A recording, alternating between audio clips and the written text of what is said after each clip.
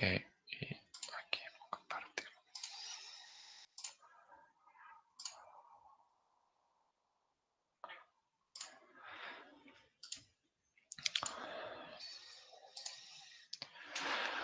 Ok, bueno, buenos días. Bienvenidos a otra nueva prepa de computación emergente. Hoy vamos a seguir viendo todo lo que es esta parte de perceptron, Adaline, y bueno, vamos a comenzar a entender más lo que son los Madalines, perdón, y un poco cómo hallar esos pesos óptimos, ¿no? Que nos permitan resolver bien el problema bajo alguna condición que queramos, ¿no? Porque nosotros vimos que, ajá, que podemos em, hallar los pesos, digamos, manualmente, cuando vieron ese ejemplo de los cálculos de un perceptrón, pero evidentemente nosotros no vamos a tener solo uno, vamos a tener varios apilados que necesitarán ser por sí mismos optimizados, ¿no? Y bueno, ahí en torno a ese tópico, digámoslo así, a ese asunto, hay muchos componentes que tener en cuenta. Probablemente el más elemental sea el backpropagation, pero también tenemos lo que llamamos hiperparámetros y lo que llamamos arquitectura, que lo vamos a ver hoy eh, un poco, ¿no? Em, si da chance, capaz les hago un tour por Kaggle para que vayan conociendo la plataforma, aunque muchos me imagino ya la habrán visto, la verdad es que no es muy complicada, pero bueno, para que vayan viendo y pensando en la primera parte del proyecto y bueno, que esto compense la parte del código que no pude lograr tenerla para hoy. ¿Ok? Entonces, bueno, empecemos aquí.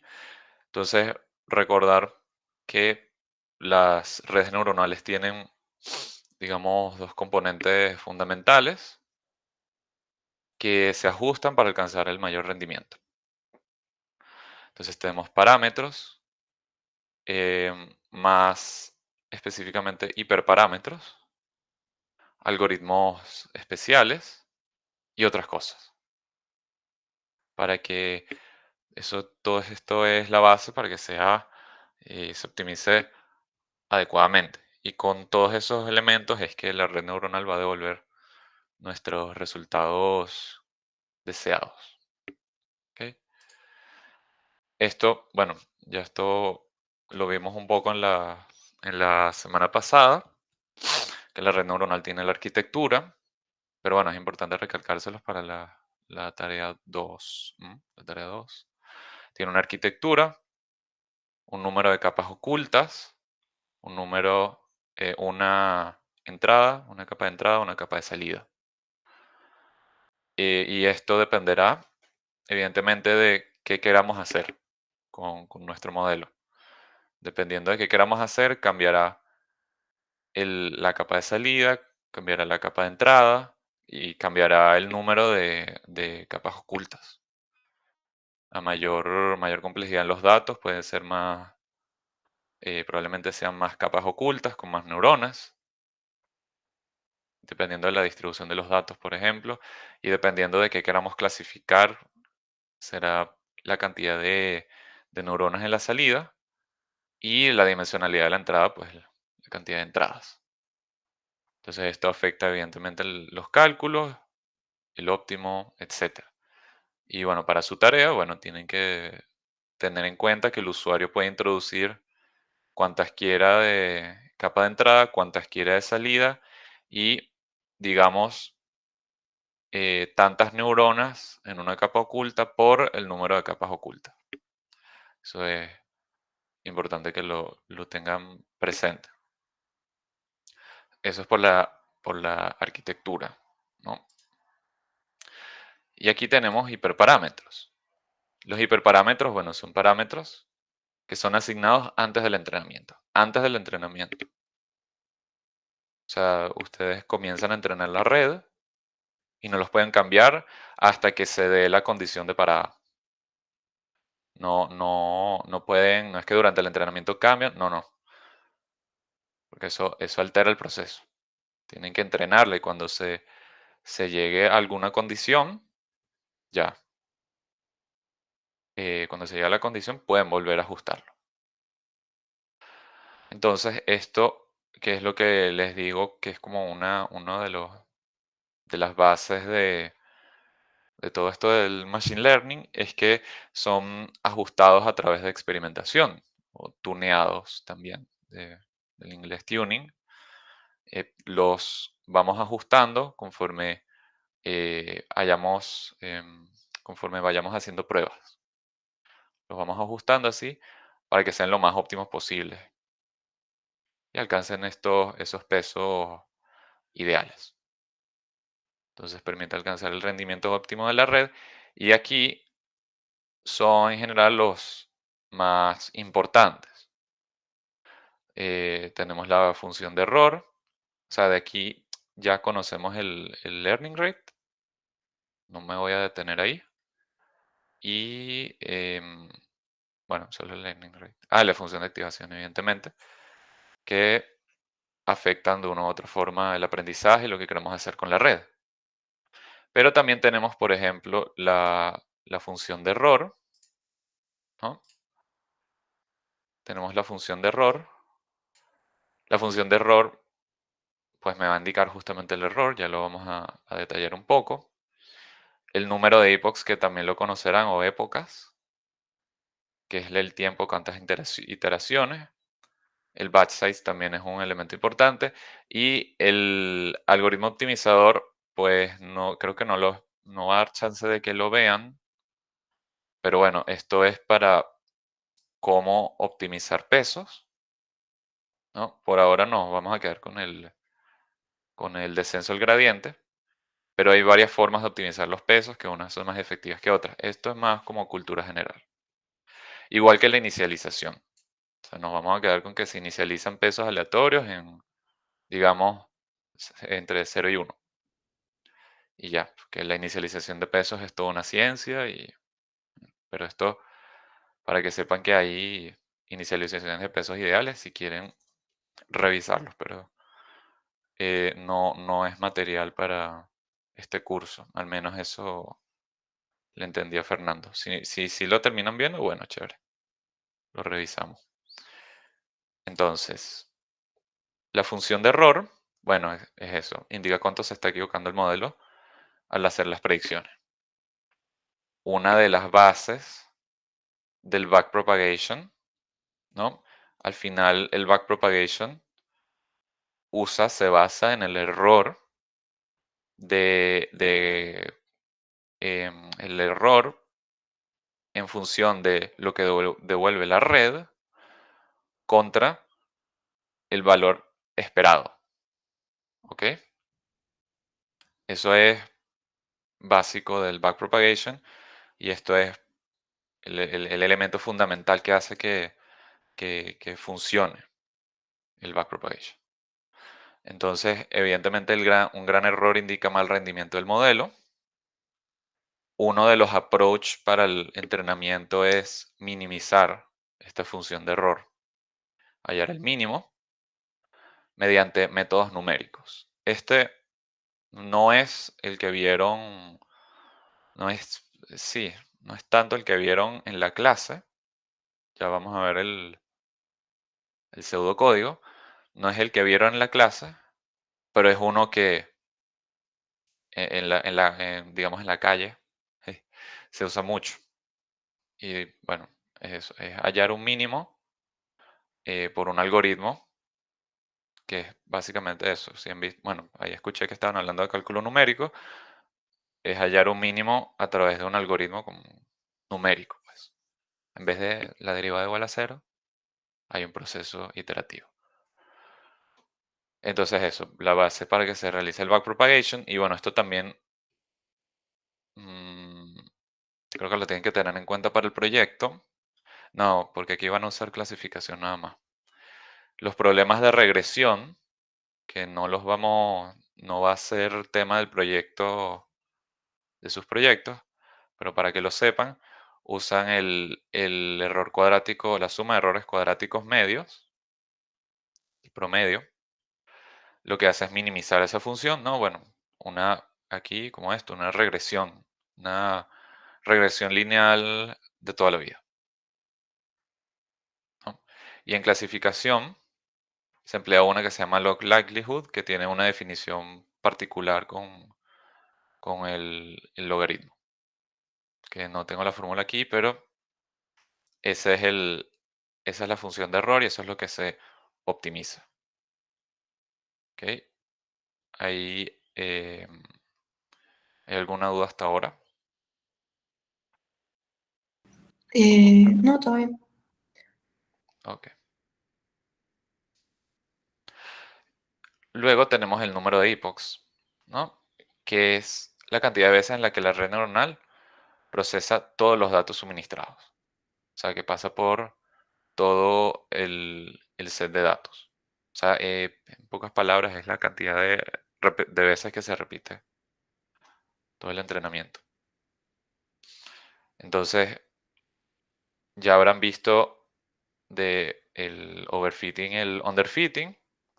Entonces, como el número de epochs me define el tiempo en que la red procesa todos esos datos, eso eso significa que el ajuste que tenga la red neuronal con, en función de ese conjunto de datos va a estar dada por el número de epochs, porque los procesa, dependiendo de la cantidad, procesará más o menos. Entonces, este es un hiperparámetro también que hay que ajustar, porque si me paso, causo overfitting, y si no le doy tiempo suficiente, pues es un underfitting. Si le paso mucho, memoriza, ¿no? Minimiza tanto ese error que se sobreajusta al conjunto de datos. Y si tiene pocos epochs, pues no le da chance al modelo de entender las relaciones que hay en la distribución de los datos, por lo que va a fallar. Underfitting es cuando hay mucho error.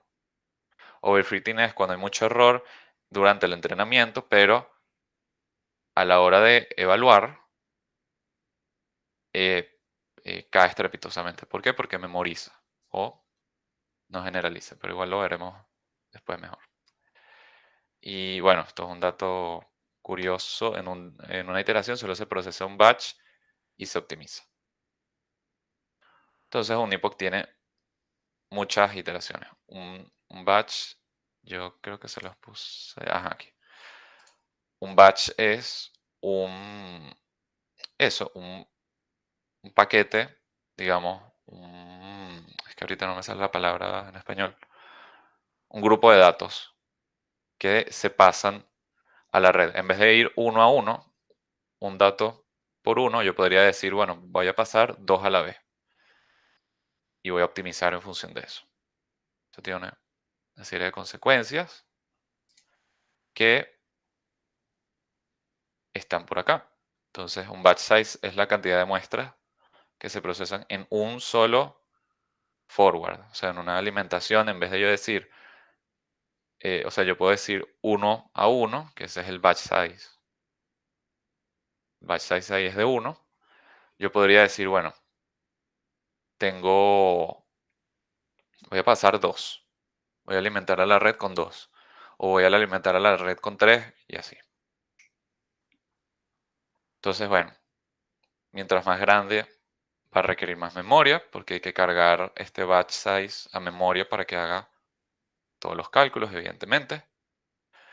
Em, si es más grande, representará mejor el set de datos y habrá menos ruido durante el aprendizaje. Si es más grande, exacto. Lo ideal sería trabajar con todo el batch size, con todo el set de una. Eso sería lo propio, pero bueno, por estas cuestiones de memoria, exacto, no podemos hacerlo. Entonces, lo reducimos. Tratamos de tener un batch size de un cierto tamaño. Em, y si es más grande, claro, si es más grande, tiene más datos de ese conjunto de entrenamiento. Aquí les he hablado sutilmente de conjunto de entrenamiento y de evaluación, pero bueno, eh, mientras más grande este batch size, va a tener más datos, entonces sí, va a tener, digamos, mejor representación que todo el conjunto, para todo el conjunto de entrenamiento, entonces va a hacer menos ruido. Pero bueno, hay que también ajustarlo porque a veces es demasiado grande y, por ejemplo, converge más lento. Tiene toda una serie de implicaciones y es importante también ajustar. ¿Ok? Entonces, bueno, esto tiene el algoritmo optimizador, que es cómo se actualizan los pesos durante el backpropagation. Hay muchos esquemas. Em, bueno, y estas son más cosas también, notas, cosas adicionales, porque al final solo ustedes creo que solo van a ver descenso al gradiente, pero bueno, existen otros que tienen, eh, adquieren nuevos hiperparámetros y la verdad son más óptimos que el descenso al gradiente. Em, el que más se usa es Adam, que es una combinación de estos dos, que bueno, si los desean lo pueden buscar, pero no voy a, no voy a pararme tanto aquí porque no lo vieron. ¿Ok? Pero el descenso al gradiente sí es importante que lo tengan en cuenta. También aquí está la inicialización de pesos, que es simplemente la escogencia de los pesos iniciales antes del entrenamiento. Eh, es importante que sea aleatorio, de forma que no tenga ningún tipo de sesgo humano que podría ocurrir. Y también, bueno, como un comentario adicional, pues hay una inicialización que se llama la de Xavier, que tiene estas características, que bueno, tampoco creo que lo vean, pero es interesante. O sea, por ahora, esto para que sepan que existe. Todas estas son cosas que sepan que existen, y que se usan. Pero bueno, para el efecto del curso, van a ser cosas, inicializaciones aleatorias. ¿Ok? ¿Hay alguna duda hasta ahora? Estoy yendo medio rápido, creo, pero es porque no hay, bueno, para que sepan que existen todos esos elementos importantes.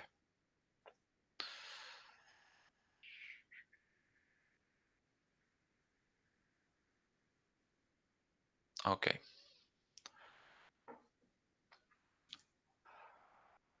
Luego tenemos, esto sí también es bastante importante, que entiendan cómo es la propagación hacia adelante o, ¿cómo es que se llama?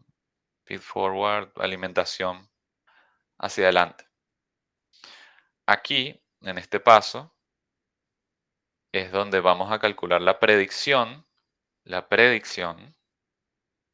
de nuestra red. Y bueno, con su costo, también esto es otra forma de decir error asociado. Em, dependiendo de qué problema sea, pues o usarán la suma de errores cuadráticos o usarán el de log likelihood. Si es clasificación, es el segundo. Con eso, con esos dos datos, se calcula el error, que es el que me va a ayudar a mí a optimizar. También llamado paso hacia adelante y para cualquier capa de nuestra red o nuestro Madeline, esto es así. ¿Ok? Esta es la parte lineal con su respectiva matriz de pesos. Porque ahorita les voy a mostrar un ejemplo en el que cada una tiene su matriz de pesos asociada entre capa y capa, ¿no? Y esto tiene una forma, unas ciertas dimensiones que, bueno, hay que entonces transponerla para que pueda hacer multiplicarse por la activación de la capa anterior. Entonces, como lo que hemos hecho antes, ya veremos un ejemplo. Más el sesgo de la capa correspondiente, la capa L. Y una vez calculada la parte lineal, se calcula la parte no lineal o la parte activada, que es simplemente pasarle a la función de activación la parte z. Em, Esto, bueno, depende de cuál sea la función de activación, pero en general es así. Entonces pueden tener la escalón o pueden tener la sigmoide y con esa activación van a alimentar a la siguiente capa. ¿Ok? Chévere. Entonces, un pequeño ejemplo, esto es algo que podrían tener en la tarea.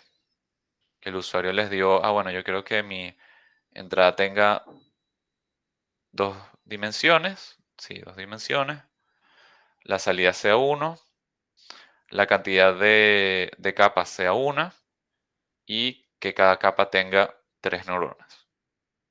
Esto es algo que puede hacer. Entonces, para la capa 1, esta sería la parte lineal en general, ¿no? Z1,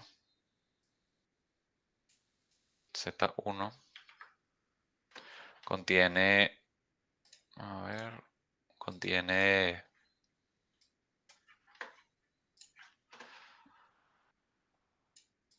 Z1. Tiene eh, todas las activaciones lineales, ¿no? La parte lineal, perdón. Entonces Z1, Z2, por ejemplo, y Z3. ¿Ok? Aquí hay a ver, sí, una pequeña sutileza, y es que aquí esta comienza a ser, esta es la capa 1, ¿ok? Y esta es la capa 2, L así cursiva es para la capa. Entonces, cuando estamos en esta primera capa, esta es la parte lineal de la primera capa, que, que recibe, usa la matriz de pesos que está entre la entrada y la capa,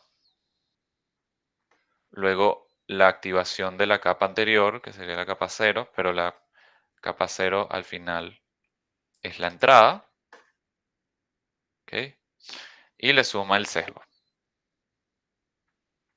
La capa de los pesos siempre es, las dimensiones de esta siempre es la cantidad de,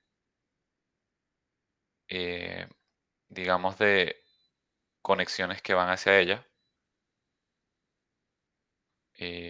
Sí, exacto, por neurona, la cantidad de pesos que entran por neurona y por la cantidad de neuronas que hay acá. Entonces, aquí sería 2 por 3. Esta es una matriz de pesos y esta es una matriz que va a contener todos los pesos que hay que optimizar para entrenar a toda esta red. ¿Ok? Y entonces, para calcular la parte lineal, entonces hallamos la traspuesta, que la traspuesta, en este caso, si W1 es 2 por 3, entonces la traspuesta es 3 por 2.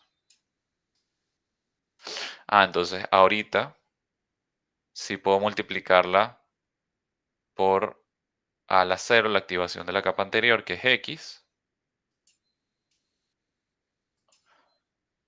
es mi entrada. Uy, perdón.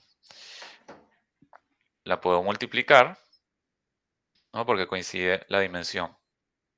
Aquí 3 por 2, el número de columnas con el número de filas. Con el número de filas. Y entonces este producto me va a dar un, un vector. Un vector que es 3 por 1. Entonces, este sesgo va a ser 3 por 1. Tiene que ser 3 por 1 para que se dé la suma. ¿Ok? Eso es para la capa 1. Y luego lo que se va a hacer es que este vector de parte lineal se le pasa a la función de activación para que devuelva el, el vector de la activación de esta capa. ¿Ok? Entonces, lo más importante así, bueno, entender cómo son estas matrices de peso. Exacto, aquí. Y que se trabaja con la transpuesta para que pueda darse la combinación lineal. Esta es la combinación lineal que hemos visto, solo que matricial, para que se dé el producto y se pueda hallar toda la parte lineal. ¿Sí? Entonces, exacto. Aquí, esta es la capa 0. Acá. Como digo, es la capa 0.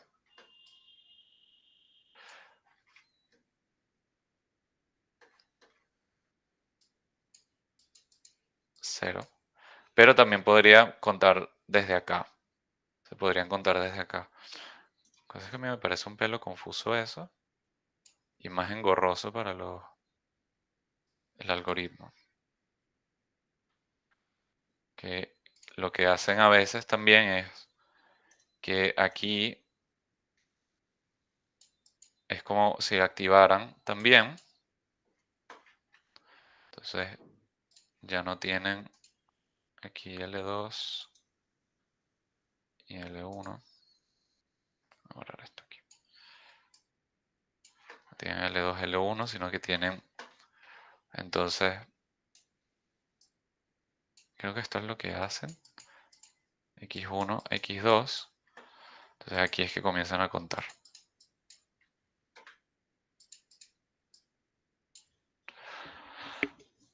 Pero sí, eso es por lo menos al menos en el pseudocódigo.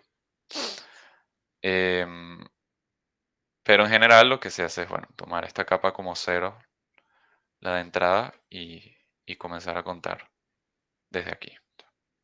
Esta es la capa de salida. ¿Ok? ¿Hay alguna duda hasta ahora? De mi parte no, todo bien. Ok.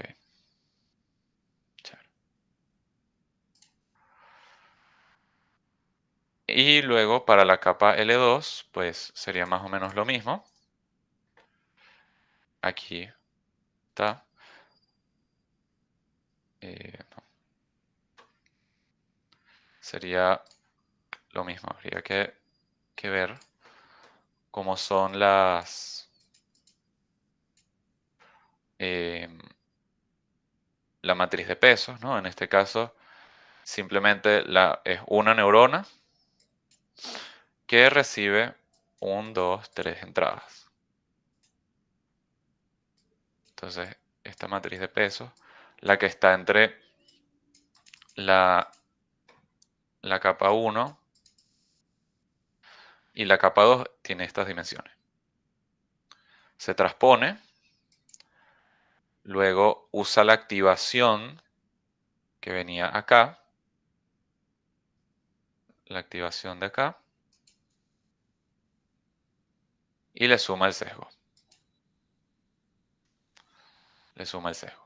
Bueno, perdón, hace el producto y le suma el sesgo, y luego la activación que sale de acá, pues termina siendo la predicción de la red, que se calcula a través de la función de activación de la parte lineal que viene de acá.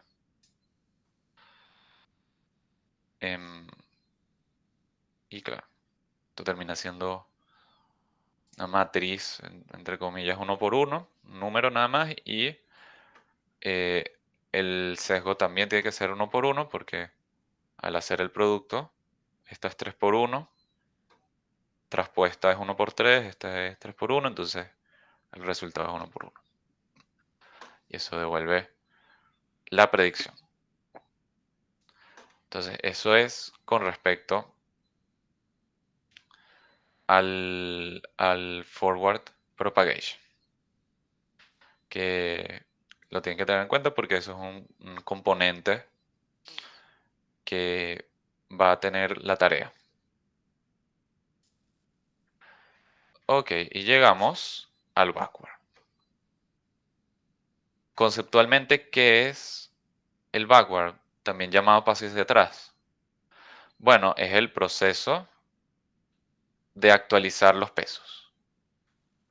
Pero, ¿cómo actualizar los pesos? Bueno, bien vimos que por aquí entra un vector de componentes x1 y x2.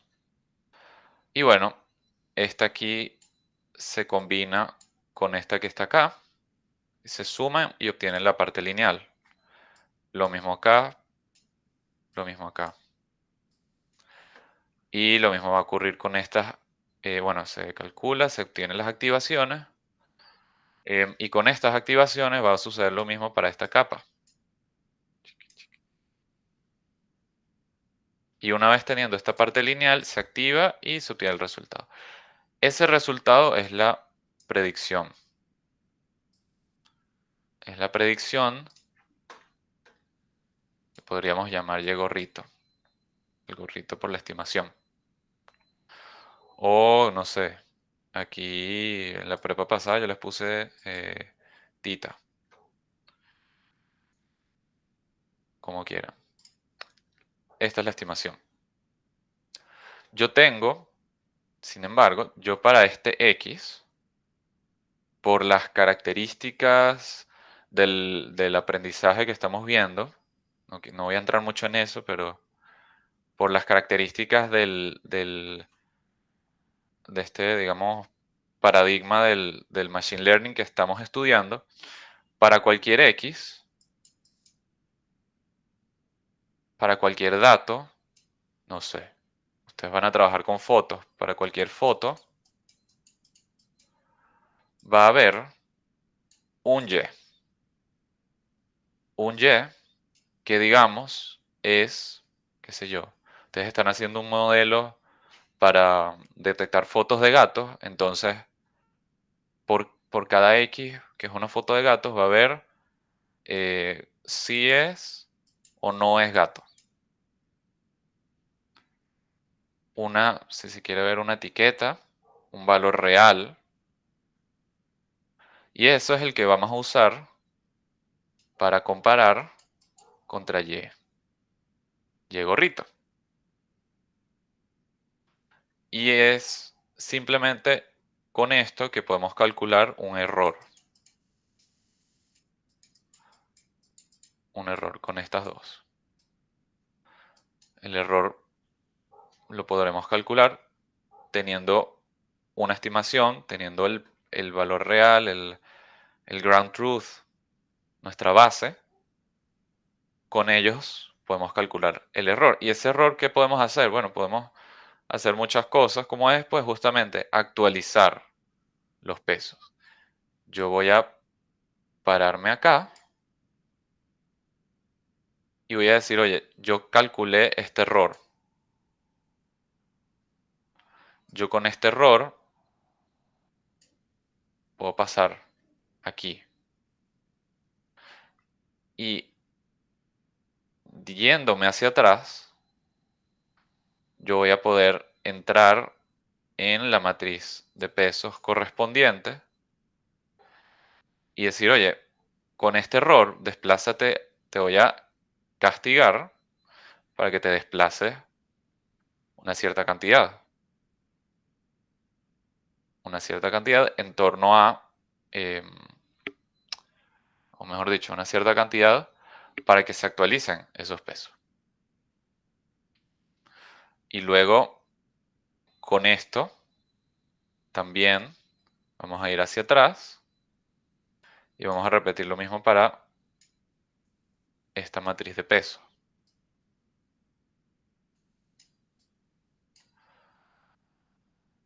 Esta matriz de peso. Entonces, usando este error, vamos a ir saltando.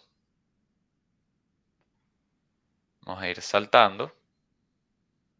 Y bueno, un método para hacerlo acá es usando derivadas parciales.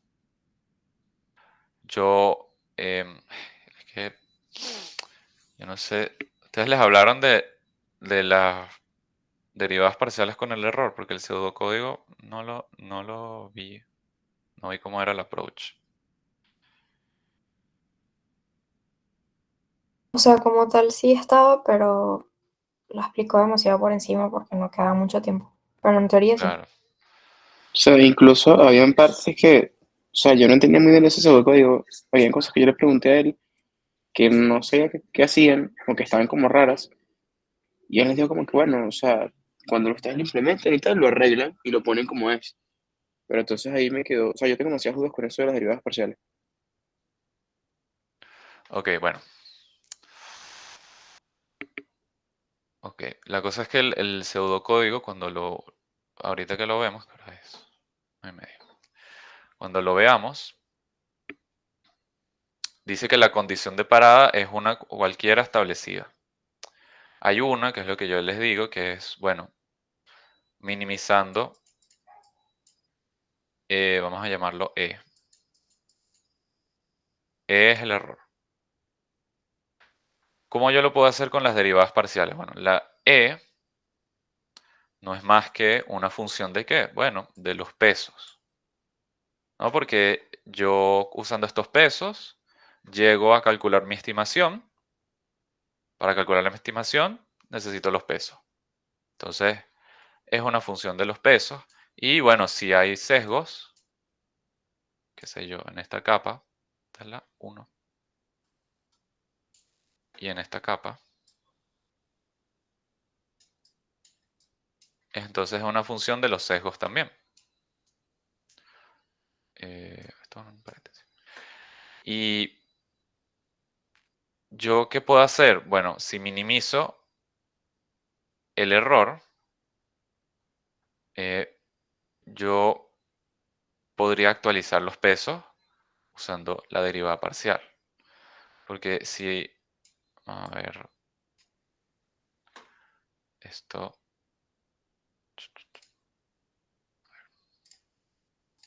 ya tengo, esta supongamos es mi función de error. Esto es por completo a efectos de la explicación, ¿no? Porque la función de error, si se fijan, tiene pesos y sesgos y los pesos pueden ser multidimensionales, entonces es una función mucho más compleja que esta. Entonces, si esta es una función que, perdón, esto no es así. Esto no es así.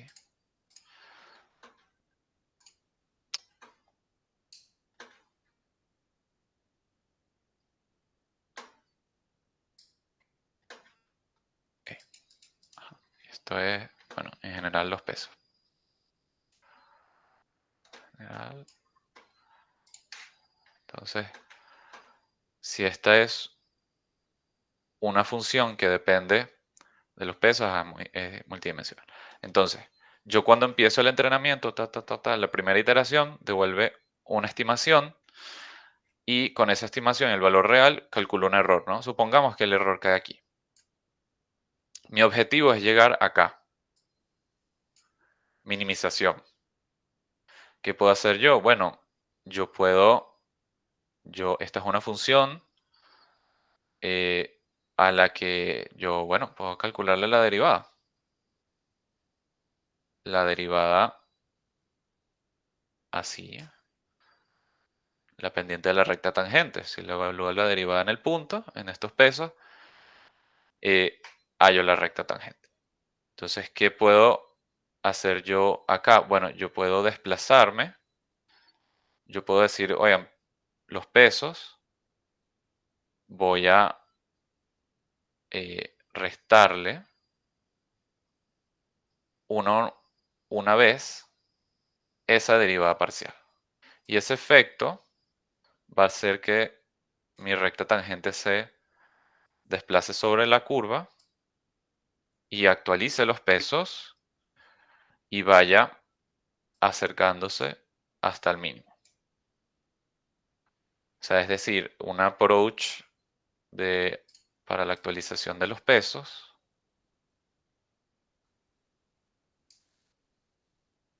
es que si yo tengo los pesos de +1, ¿cómo los actualizo? Bueno, en el anterior le voy a quitar un pedazo de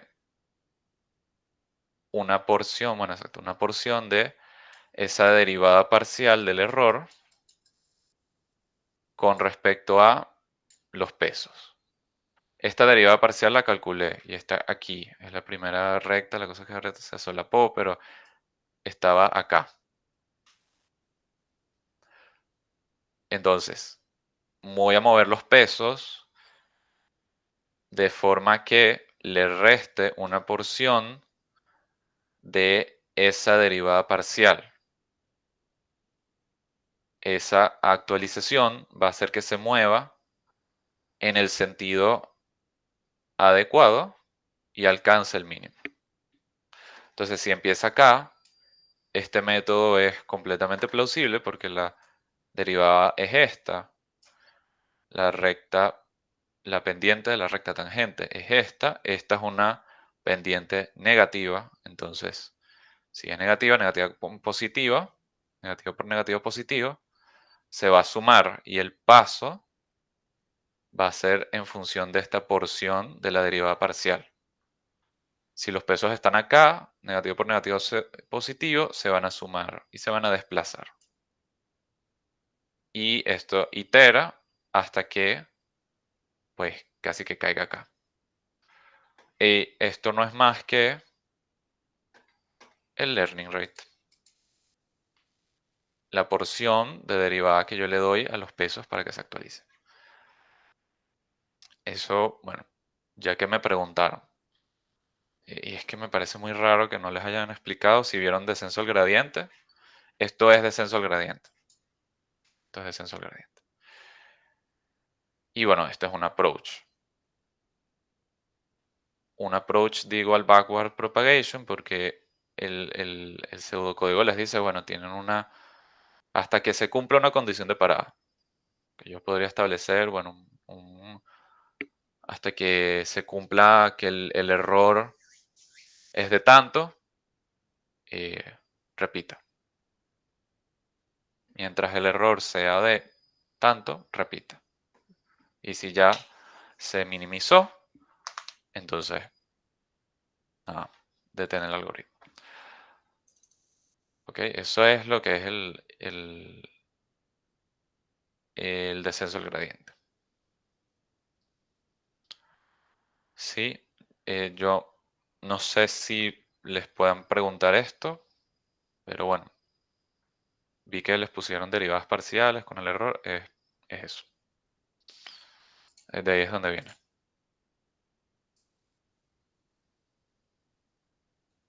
Sí, ahí ¿Alguna duda? No, todo bien. Gracias. ¿Todo bien?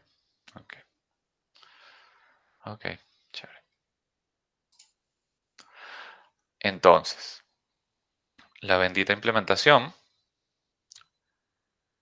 una implementación del backpropagation. Esta es una de las formas de hacerlo. De hecho, no es la más óptima, pero es una de las formas. Y vamos a ir revisándola aquí. Ok. Entonces, backprop. ¿Qué necesito yo para el backprop? Evidentemente la red. Pero también evidentemente las muestras. ¿Qué es lo que les decía? Las muestras son, ustedes tienen su X, su foto, bueno, vamos a hablar en fotos, el foto es lo más fácil. Ah, bueno, por ejemplo, la tarea 3, que es con un dataset de prendas de ropa. Vamos a tener una foto de prenda de ropa y la prenda, el nombre de la prenda de ropa. Eso es.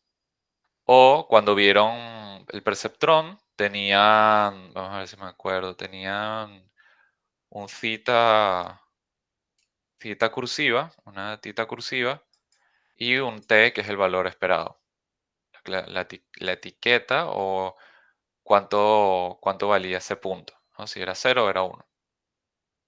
¿Ok? Es eso. La red, evidentemente, porque la red, pues, que conoce cómo es la estructura de la red, para saber qué pesos tiene y cosas así. Y esto va a devolver una red neuronal, pero obviamente no es cualquier red neuronal, es una red optimizada. ¿Ok? Entonces, los inputs, un conjunto de muestras, como les dije acá. Cada uno con un input X y un vector Y. La red que es de muchas capas y vamos a denotar con L. L es la cantidad de capas totales. Y con pesos, W y sub J. Esto me permite ver que es una especie de matriz. Yo creo, la cosa es que no me he sentado a pensarlo, pero yo creo que, eh, no estoy seguro, creo que para la tarea podrían manejar todos los pesos con una sola matriz.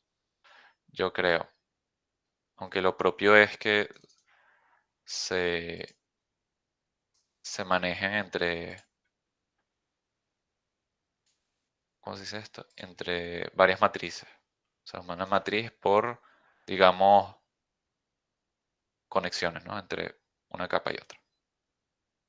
Y la función de activación G, cualquiera.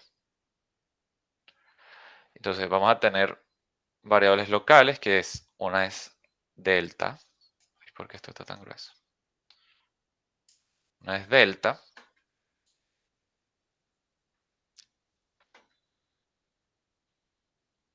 Indexados por cada nodo. O sea, yo voy a tener un vector que por un vector delta por capa, ¿no? Exacto, sí. Un vector delta que voy actualizando por cada capa. Ujú. Exacto. Y que el tamaño está en función de los nodos, o las neuronas, o los perceptrones. Entonces, aquí va a entrar en un loop. Este loop es lo que les decía acá, se repite hasta alguna condición de parada, hasta que alguna condición de parada es satisfecha. Ahí es cuando les digo que, bueno, podría ser hasta que tenga un margen de error, hasta que el error sea tanto, por ejemplo, o hasta tantas iteraciones. O sea, lo usual es que sea hasta tantas iteraciones, ¿no? Porque, bueno, tú calculas los epochs y bueno, si se acaban los epochs, se acabó el entrenamiento. Entonces, esa es una forma. Entonces, para cada, bueno, esta parte es sencilla. Para cada peso, sí, bastante sencilla. Esta es la inicialización. Vean, un número pequeño random. Por eso digo que no hace falta mucho detenerse en la teoría de la inicialización. Simplemente pesos pequeños aleatorios. Y luego para cada ejemplo, en el conjunto de ejemplos, pero cada muestra. En el conjunto de muestras hacemos la propagación hacia adelante, que es lo que vimos antes. Aquí es cuando yo les decía que la red, si esta es mi red, es como, entiendo yo que es como si fuera así, x2, x3, se pasa acá, y esta es que es la capa 1. Esta es las activaciones, o sea que ni siquiera son activaciones, porque no pasa por la función de activación, es A sub i igual a x sub i, por cada nodo, por cada neurona, en la capa de entrada. ¿Ok? Eso es bastante sencillo. Y bueno, desde la capa 2 hasta la capa L, vamos a ver si tomo la neurona, la red neuronal de antes. Entonces aquí le pasa, y aquí, aquí, acá, aquí, aquí, aquí, aquí y aquí. Entonces, para cada una de las capas ocultas hasta la salida, aquí sería L2 y este sería L3. L3. Entonces, aquí, ¿qué va a hacer? Va a repetirse un loop, va a ir neurona por neurona, calculando la parte lineal, ¿no? Aquí sería la parte lineal de la neurona jésima, o sea, de la neurona 1, por ejemplo.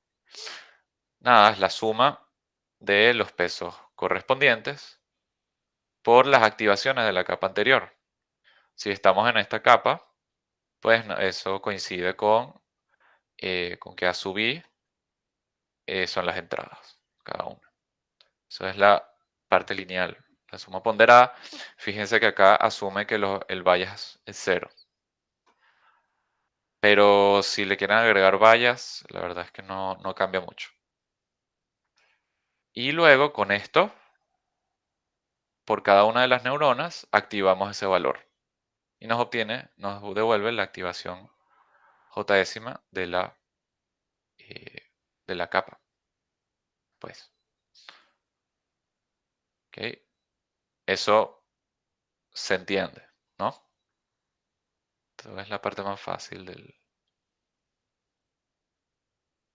del código. Ok. Entonces, eso. Luego viene la parte de la propagación de los deltas hacia atrás. Esto va, como les digo, desde la salida hasta la entrada. ¿Y qué va a hacer acá? Entonces, en el caso de la... Ajá, voy. Mira, Luis, yo tengo una pregunta. Antes de empezar la parte del back propagation, o sea, del feed forward, lo que me va a devolver es un output, ¿no? Al final. O sea, si las salidas son unas, me va a devolver un número. Si tengo tres salidas, me va a devolver entonces una matriz de 3 por 1, que serían tres valores distintos, ¿no? O Sí, exacto, te devuelve un vector, dependiendo de cuántas salidas tengas, un vector de tantas, sea, el punto es que al final, después de tantas... todos esos fors, al final lo que me va a devolver es un valor, pues, que es el valor final de toda la red, y por el output final. Sea uno si es una salida, o sean dos si son dos salidas, o así sucesivamente. Exacto, sí. Ok. Exacto. No, se borró todo. Bueno, exacto. O sea, cuando pasas los datos de entrada, así, tiki tiki, por aquí, y luego acá. Voy a hacerlo así. Exacto, aquí tienes un valor que te devuelve la red. O sea, y es una estimación. Porque está en función de los pesos. Y exacto. Y esto puede ser un vector. Ujú. O sea, te lo pregunto porque ahí Entonces, en el código, esa A, o sea, que son activaciones, está el A sub B y después al final está la sub J. sí. O sea, como que en ningún lado en ese pseudocódigo me dicen que hay un out. Entonces, al final, esa variable A, ¿qué es? Una matriz en el pseudo, ¿no? Porque está A sub B y A super J. Mm. Exacto. Exacto. Eso sí. Yo creo que sería una, sí, una matriz. O aunque sea un vector. Aunque sea. Pero es que, si no me equivoco, eso tienes que guardarlos todos, claro. Sí, claro, tienes que guardarlos. La matriz de pesos es importante. Yo creo que esto es un vector. Pero eso también a mí me genera dudas. Yo también intenté hacérselos para hoy. Y claro, está el hecho de que cómo cambias la dimensión. Porque no es que esto yo no sé si asume que la red es cuadrada. O sea, que tiene, por ejemplo, 4, 4, 4 y 4. Eso a mí también me confunde un poquito. Pero debería ser un vector. A ver, si es for each node in J, node J in layer L.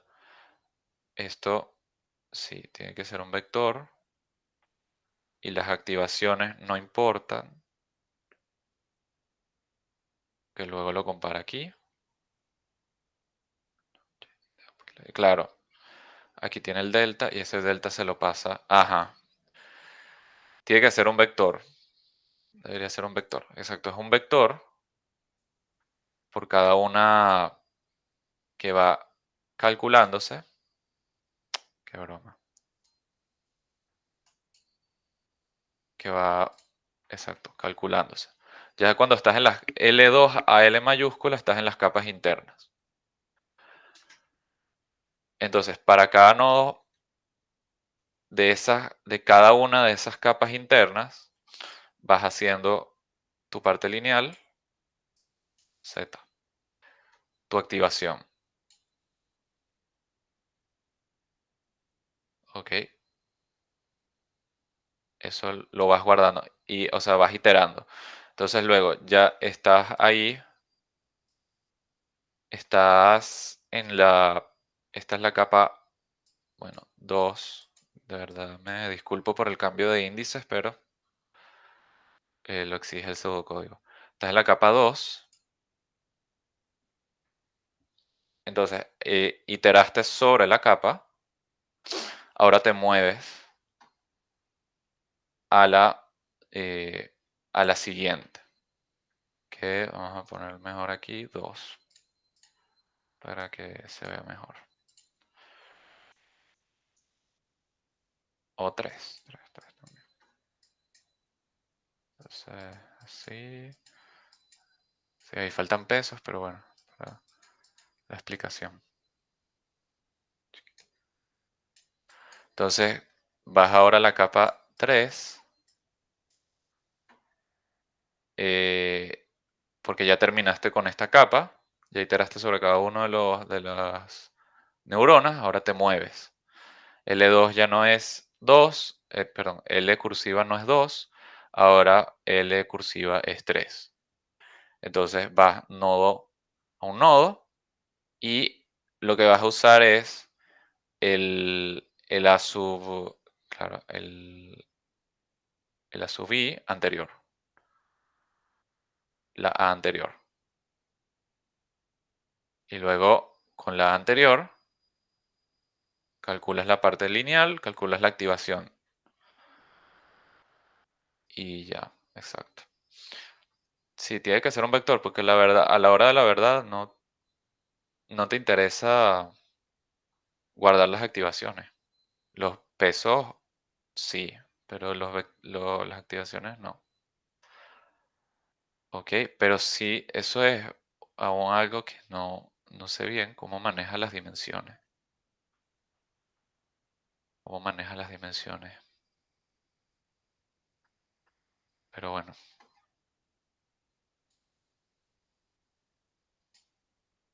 Entonces, con esta parte de los deltas, cuando caemos en la parte de los deltas, ¿qué sucede? Ya llegamos hasta aquí. Llegamos a la estimación. Ahora es que viene todo el paso hacia atrás. ¿Ok? ¿Por qué? ¿Por qué qué? No, ¿por qué nada? El paso hacia atrás. Entonces, con esas activaciones que calculamos, ese vector de activaciones aquí al final, es el que vamos a usar para generar los vectores delta. En función de j. ¿Y por qué función j? Porque estamos diciendo que hay j neuronas en la última capa. J neuronas. Esto es un vector. Exacto. Un vector, bueno, podría ser columna. Y acá, ¿cómo vamos a calcular cada uno de esos elementos? Perdón.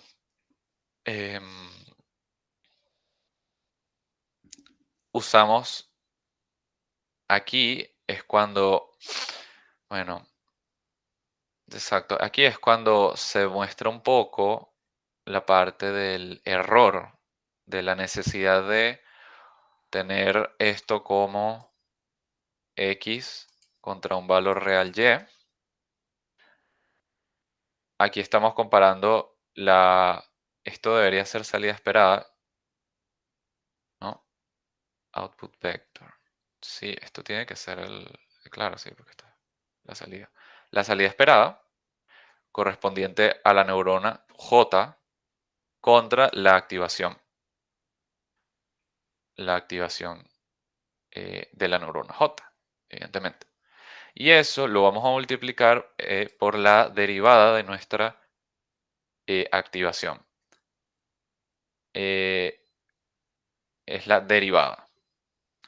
Por alguna razón que yo, y no solo yo, el profe desconoce, en el libro no mencionan que Carrizo es prima, pero bueno, es la derivada. No sé si él les mencionó que era la inversa, es la derivada. Usando la entrada de la neurona J. Exacto. Cuando llega acá, ok, sí lo tiene guardado. Sí, no lo elimina. La parte lineal de la neurona J. Y eso me va a generar el vector delta. El vector delta. Ahora es cuando ya yo salí de la capa de salida y voy a entrar a cada una de las capas profundas. Eso es lo que me indica este for L-1. Esta es la capa L grande, L grande. Ay, Canva no me ayuda.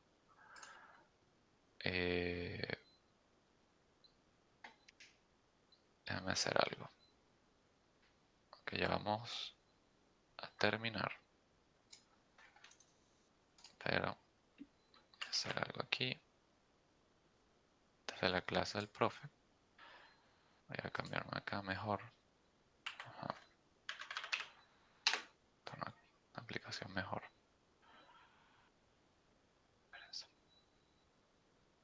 Dame un chance. Ok. Esto es mucho mejor. Entonces, esta otra cosa. cosa. Aquí. Ajá. Esta es una aplicación mucho mejor. Entonces, estamos aquí. ¿Ok? Con los vectores. Entonces acá. Si yo tengo mi red, vamos a seguir usando el ejemplo de antes. 3, 3.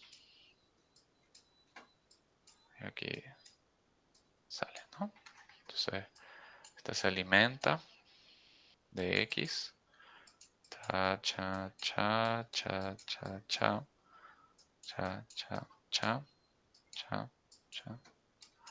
Entonces aquí están todas las conexiones. Ok. Entonces, esta es una activación. Son activaciones. Esta debería ser la capa 1. Capa 2. Si no me equivoco. Y esta es. Entonces, estamos acá. Ya tenemos el vector de los deltas. L-1, porque yo estoy acá. Sí, porque esto es 2, 3, 4. Exacto, yo estaba aquí. Esta es mi capa L grande.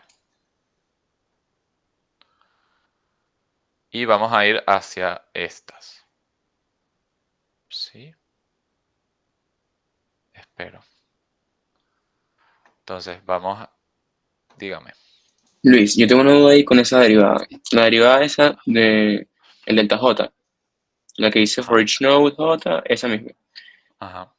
O sea, yo estaba tratando de entender de dónde sale esa derivada y, o sea, yo vi que esa derivada es como viene de una regla de la cadena que ellos aplican Sí, a la fórmula del error. correcto. Correcto. Ajá.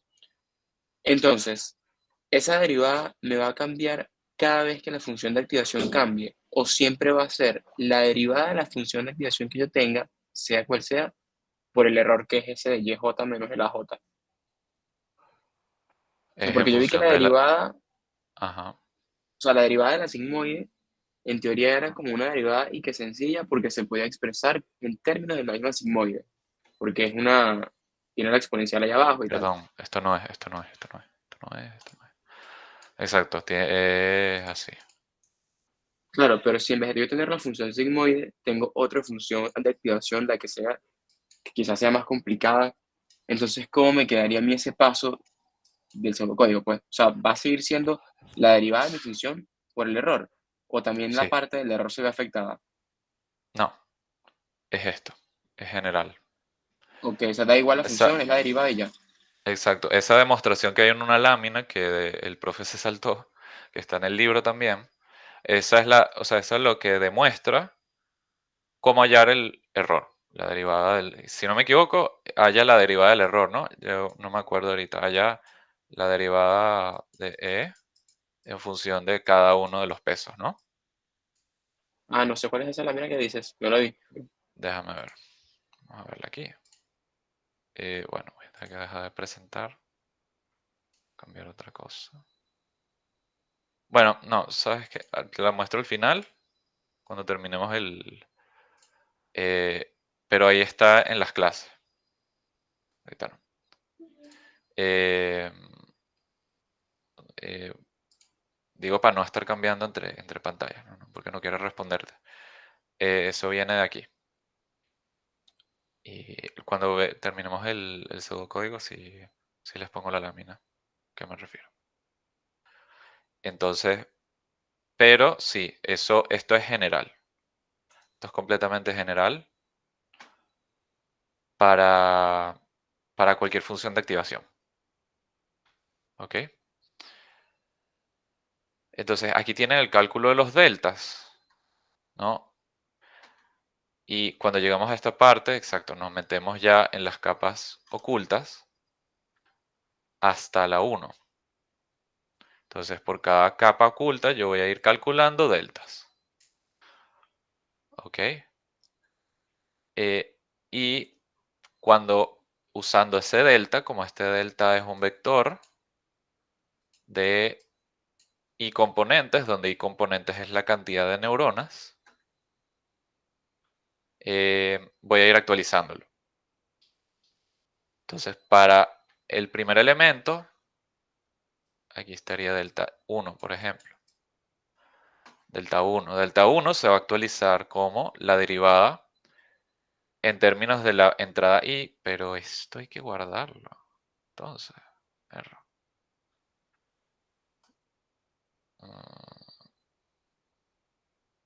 Sí, tal parece. La derivada de la función de activación evaluada en la entrada de esa neurona, de esa suma producto, por la suma producto de las deltas j, que claro, esto debe ser, exacto, si estamos en esta capa, usaríamos el vector delta que viene acá.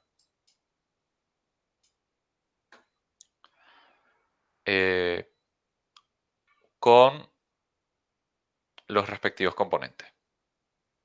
Entonces aquí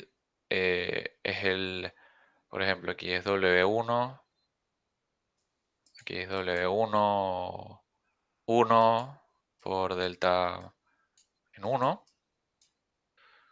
Entonces W2, exacto. Esto es W2, 1 por delta 1. Sí, porque al final es delta 1. No, perdón. Bueno, sí, delta 1, porque es solo un elemento. Y W3,1 por delta 1. ¿Ok? Entonces, eso sería por esta parte de los deltas. Eso hasta llegar a la capa de entrada. Aquí, de ahí a que sea hasta 1. Cuando acaba, viene la actualización. Viene la actualización. Va a ir peso por peso, haciendo lo que yo les mencioné, Berro, muy en esencia, ¿no? Yo aún me sigue llamando la atención porque está este más acá y no un menos. Lo propio es que fuera un menos para que sea el menos ayuda. Cuando vimos el descenso del gradiente, ayudaba a la dirección de la actualización.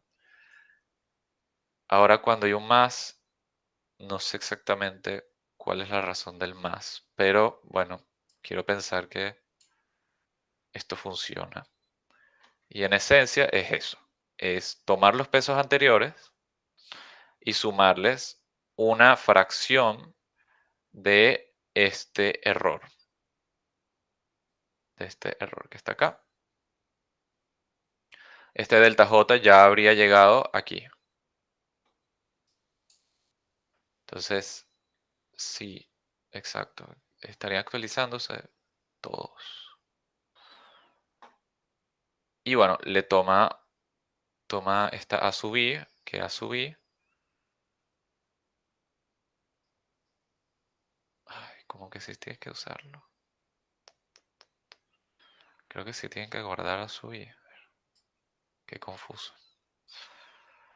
Toman la A sub i O y le sea, multiplican la alergia. sorry Dime, que te interrumpa. Es que tranquilo. yo me acuerdo que en clase yo no entendía para qué necesitaba ese delta ahí, si al final no lo usamos en ninguna parte. Sí, claro, sí lo Y, usamos aquí. pero eso no, ese es el delta J, y sí lo Ajá, entiendo. Pero ese ajá. delta I, que justamente es el que estamos calculando en esa parte donde estás ahorita, Aquí. no lo volvemos a usar. Lo volvemos a usar por cada capa. Acuérdate que aquí hay un for que va capa por capa. Va Ok. calculando los deltas I. ¿Y Y ese delta I dónde lo usa? En el código.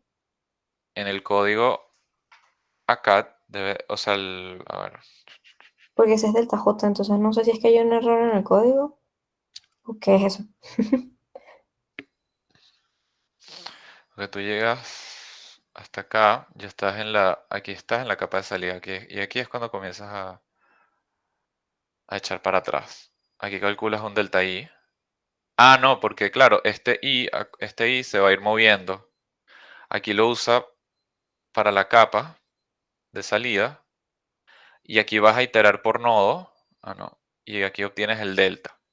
Cuando termines este nodo, esta capa, te desplazas una hacia atrás. Ahorita delta I pasa a ser delta J y hay un nuevo delta I. Eso está, ahora viéndolo, algo implícito. Pero es eso. Sí, tiene que ser así. Exacto. Delta I llegas hasta el final, tienes delta I. Ok, entonces ya calculaste todo tu delta I para cada nodo, todos los I. Te desplazas a la capa anterior. Entonces, for each node I in layer L minus 1. Entonces, ok. Ah, sí, claro. Es que yo creo que acá, claro, hay un tema con la notación, pero sí es eso. Terminas la capa de salida. Estás en la capa de salida, vas por cada nodo, generas delta I. Te mueves hacia atrás una. Si te mueves hacia atrás una, entonces vas por cada neurona en esa capa. Ahorita si era 4, ahorita L vale 3. Entonces, ahora delta I lo asignas como... Sí, aquí hay un tema con la notación. Aquí hay un tema con la notación. Yo creo que debería ser delta I. La cosa es que si es delta I, entonces esto choca con esto. Pero es eso. O sea, lo vuelves a usar. Es que ese es el objetivo de delta. El objetivo de delta, no me acuerdo la palabra que usaban en el texto de acá atrás del pseudocódigo, pero es como que penaliza. Ay, que no es penalización, es como castigo. Había una palabra que usaban, la fracción de la responsabilidad, algo así era. El objetivo es indicarle cuánto va a tener que actualizarse los pesos. Y eso tienes que ir calculándolo iterativamente por cada capa y por cada neurona. Generas por cada capa, cuando vayas de adelante hacia atrás, vas y calculas tu nuevo vector delta I. Lo actualizas y ese es el que usas para la capa anterior y así sucesivamente. Que Ok, luego entonces, eso es lo que vas a usar para actualizar los pesos. Ahora, y aquí surge una duda mía que es, ¿esto tiene que ser un vector o una matriz? Pero bueno, eso es lo que tú me estabas preguntando. Si lo ves mejor. sí, la verdad es que ya no lo estaba viendo como un vector, todo el tema del delta. O sea, Ah, no, es no lo un estaba vector. viendo así, lo estaba viendo como un valor diferente. No, es un vector. Cuando usa esta notación son vectores. Entonces con cada delta actualiza cada uno de los pesos. A ver si, porque aquí no hay actualización de peso. Es aquí. Pero entonces esto...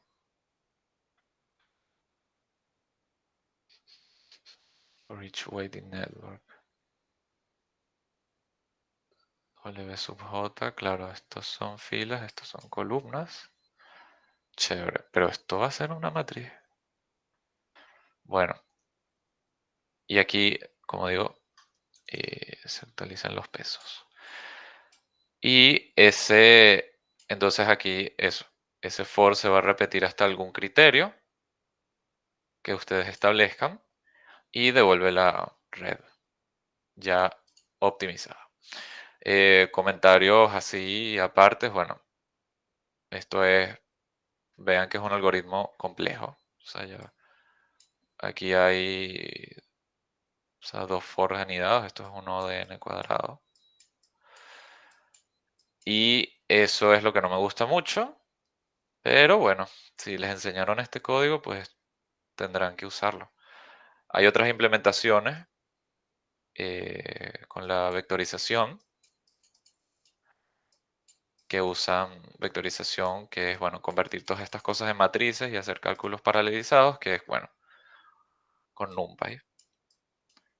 Pero es una implementación diferente. En esencia es lo mismo, pero este le debe ganar a esto, ¿no? Es que ya de por sí, o sea, estas iteraciones, aquí hay cosas que se pueden optimizar, pero bueno, es lo que tienen que hacer, lo que tienen que estudiarse y entender. ¿Ok? ¿Hay alguna duda con esto? Luis, al final ese signo del final, el de la actualización de los pesos, ¿sería siendo un más o un menos? No, eso me quedó como en duda. Vamos a tomarlo como más. Lamentablemente no les tengo explicación, pero hay que tomarlo como más. Yo le pregunté al profe y el profe también no me lo dejó muy claro, pero vamos a tomarlo como más por la implementación, o sea, Dale. por apegarnos a esto, porque es que creo que el descenso al gradiente, como les dije, creo que no lo vieron. Yo se los expliqué porque, bueno, esa explicación es bien chévere y al final no es solo algo de Machine Learning, es un método numérico para hallar mínimos, o sea, lo van a ver lo pueden ver en cálculo. Y, y bueno, tiene esa definición con el menos, pero aquí es un más. Y voy a intentar a ver si averiguo por qué es un más y no un menos. Más. Pero la esencia es que tomo los viejos, le sumo una fracción en función de alfa, que es un número que está no voy a ponerlo así, entre 0, ahora, 0 y 1. Una fracción de estas activaciones con el delta. Y eso es lo que permite actualizar, hacer un desplazamiento para mover los pesos a lo que debería ser una reducción en el error, por ejemplo. Tiene que ser.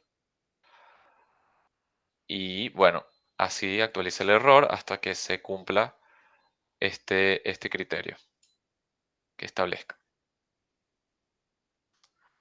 ¿Ok? Entonces, eh, eso es la esencia de todo esto. Y bueno, este error viene de toda una regla de la cadena que ya se las voy a mostrar ahorita. Sí, vamos a verla. Vamos a presentar.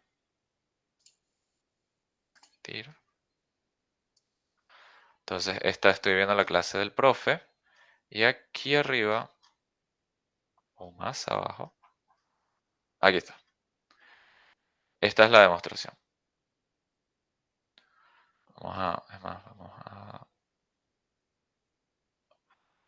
Estoy sobre la hora, pero Me disculpo, pero para que lo vean.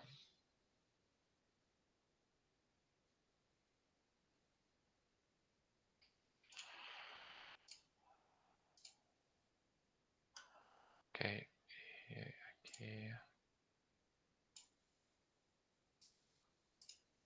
nueva. Entonces aquí no me voy a detener mucho en esto, pero para que vayan viéndolo. Este es el error, también llamado el loss. El loss, a ver, with delta k define. Bueno, en general el error, ¿no? Entonces esto es una derivada, exacto, esto es una regla de la cadena. Bueno, porque el loss, como les digo, depende tanto de todos los pesos como de B, como de los sesgos. Aunque aquí no lo están tomando en cuenta, están asumiendo que los sesgos son cero. Entonces, esto, ¿de dónde sale este paso? There we have to expand.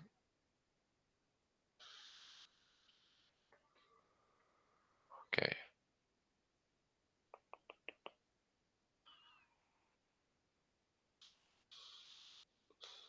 Ah, porque este es el error cuadrático, debe ser. Esto es por cómo se define el error. Allá la deriva parcial.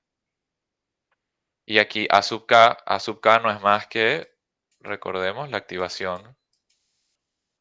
Esto debería ser de la neurona K, supongo. Exacto. Es esto, ¿no? Y de K.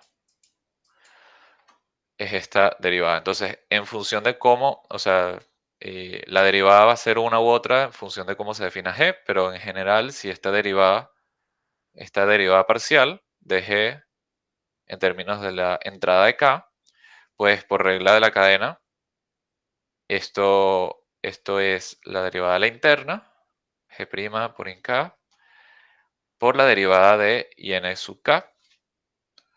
¿Ok? Luego aquí definieron delta K como el error. Esto es delta K. Aquí, luego sustituyó, luego puso la entrada, nuestra suma ponderada de toda la vida con las acciones, las activaciones. Entonces, deriva esto como la suma de las derivadas.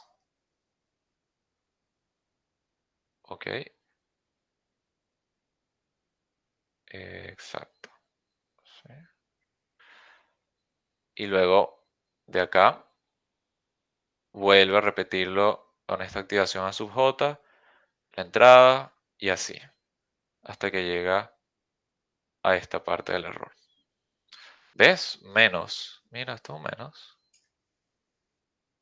¿Y de dónde sale ese más del alfa? Porque esto es esto.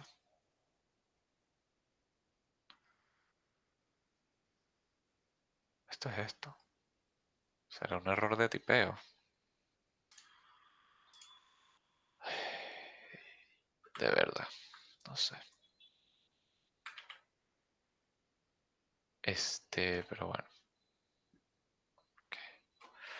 Entonces, esta es la demostración de por qué sale así. En general. Esto acá. Falta. Es que ¿por qué desapareció el sumatorio? La suma de las derivadas.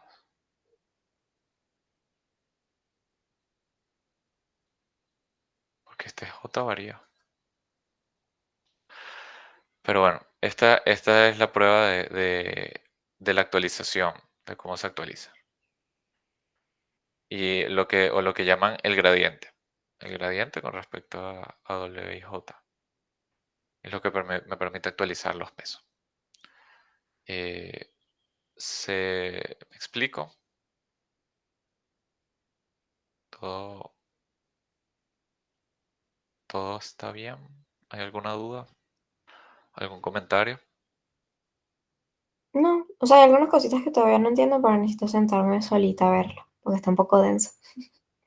Pero bueno, gracias por toda esta explicación, porque sé que es full.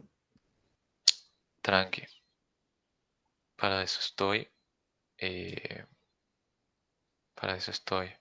Ojalá tuvieran este libro, que yo conseguí uno, pero era una edición bastante diferente. Eh, pero bueno, esto está en las láminas del profe. Y de verdad que me extraña, esta no es, me extraña mucho que aquí les hayan puesto un más. Me extraña mucho. Pero bueno, este es el backpropagation.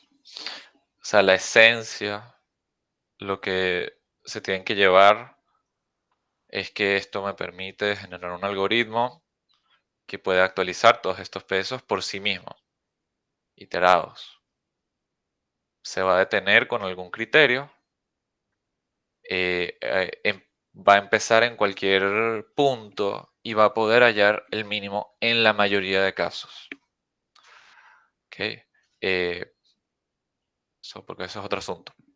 En la gran mayoría de casos, da igual en donde empiecen los pesos, con la propagación hacia adelante, el cálculo de los errores y el uso de estos errores con delta hacia atrás actualizados, eso me va a permitir actualizar los pesos usando una fracción de ellos.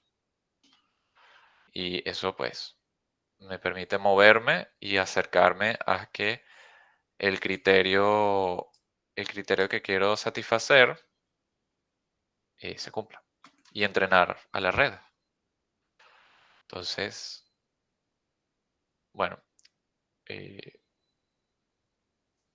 nada, voy a ver si puedo tener una implementación para la semana que viene. Porque lo intenté y la verdad me tranqué. Pero bueno, conceptualmente esto queda así. ¿Ok? ¿Hay alguna otra duda? No me dio chance, bueno, de revisar Kaggle, pero aún les queda para el proyecto.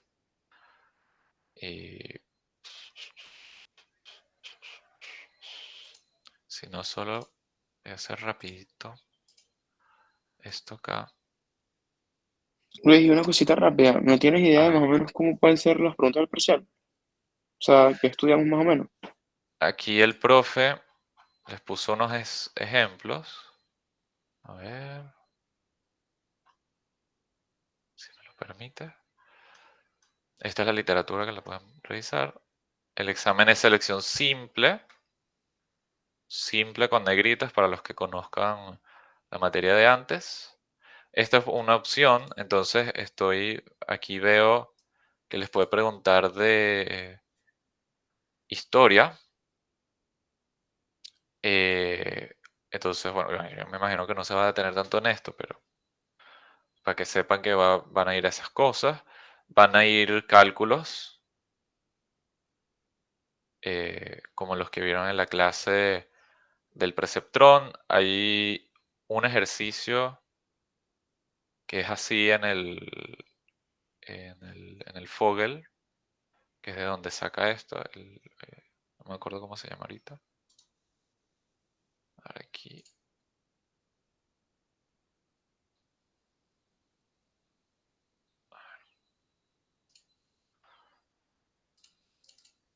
aquí. En el Keller hay uno, en el capítulo del perceptrón.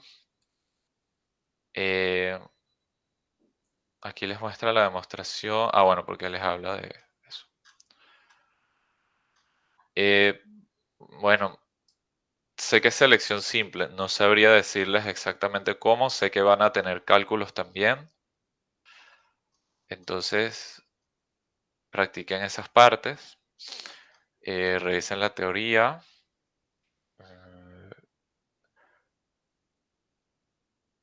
Esto es lo que, de aquí es donde ha sacado esa parte del perceptrón. Aquí es donde se supone está ese pseudocódigo del backprop, pero la edición que les monté no es reciente. Perdón, es reciente, es demasiado reciente. Entonces está muy cambiada y de paso es difícil navegar en ella, que no tiene las páginas. Pero les puede preguntar de eso. Y, y bueno, otras cosas aún más teóricas, entender, no entender, bueno, sí, entender un poco. Ay, no les expliqué el overfitting. Bueno, no, el overfitting y el underfitting, pero ¿tienen dudas con eso? Si quieren me pueden preguntar lo que sea. Yo sé que estamos sobre la hora, pero No, la verdad, eso todo bien. de eso es todo bien. Es que eso es de lo más sencillo. El teorema de aproximación universal, o sea, entenderlo un poquito. Eso es como de lo más pesado. Es Hayek, que es lo que les decía, el descenso del gradiente. Calcula la derivada parcial, exacto, y busca allá las responsabilidades, que son los deltas. Este es el sistema Madeline. Bueno, esta es la demostración informal. Pero bueno, es importante que tengan en cuenta esto, yo diría, que es muy poderoso. Sí, esto nos argumenta toda la existencia de cualquier tipo de algoritmo de entrenamiento. Siempre vamos a poder usar un sistema Madeline que nos aproxima a una función. Siempre. Entonces, ese es el argumento de todo esto. Y ya. Bueno, y esto que con 4 neuronas pueden aproximar estas cosas. Y les recuerdo, esto sí, no quiero dejarlo pasar, que si quieren visualizar, bueno, visualizar no me gusta visualizar, si quieren ver, entender un poco las cosas, esta página que yo se las dejé en la lámina, en la primera prepa, en las láminas de la primera prepa, es bueno para ver estas cosas de las redes neuronales. Cómo se descomponen, la descomposición lineal, cada una de estas regiones, cómo evoluciona el entrenamiento, la clasificación, puede modificar el dataset, el conjunto de datos, la distribución, puede modificar otros hiperparámetros. Y bueno, está bastante chévere para conocer y entender qué es lo que sucede con todo esto. Y pueden modificar capas, modificar neuronas. Es bastante interesante. Y bueno, ahora sí, ya no tengo más que decirles por mi parte. Entonces, ¿hay alguna duda? Aprovechen porque ya todos tienen el parcial la semana que viene. Eh, ¿Comentarios? Nada. No, todo bien, gracias. Ok. Bueno, entonces nada. Cualquier cosa me escriben. La semana que viene sí le damos bien revisamos bien el proyecto. Y bueno, muchos éxitos. Mucho éxito, mucho éxito. Gracias, Luis. Aprovechen que es selección simple. Aprovechen mucho que es selección simple. Y practiquen los cálculos. No lo dejen atrás. Ok, gracias. Vale, bueno. Feliz Feliz fin. fin de. Hasta luego. Chao, igual.